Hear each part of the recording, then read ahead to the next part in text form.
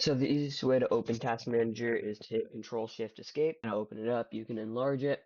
So it'll open up to the Processes tab. That'll show you all of your apps that are open, any background processes.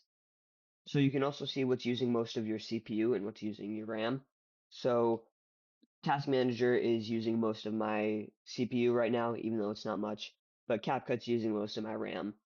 So if you find anything that you don't want open, that is slowing you down, you can just click on it and then you can click End Task in the top right corner. Now this is a Performance tab. It shows you your CPU utilization, what CPU you have, your memory, how much memory you have, how much is being used, how much is free. And then you've got your disk. It'll show you how much you have in your disk. Ethernet or Internet tab. It's going to show you your internet, and then your GPU is going to show you what GPU you have, your temps, and your utilizations. And then there's app history. I've never ever used that. But then this is another important tab. Startup apps, you can see what is enabled to start up. So Microsoft Teams right now is enabled, and I never use that. So I don't want that to start up every time I turn on my PC.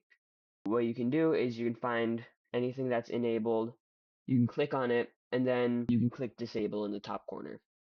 And that will make it so that it doesn't start up whenever you turn on your PC. And there's also a startup impact tab that'll just show you how much impact each app has in the speed of your PC when it starts up. So those are pretty much the only tabs that I use. There's a users tab, and then there's the details tab. I've never used any of those. And then lastly, there's the services tab.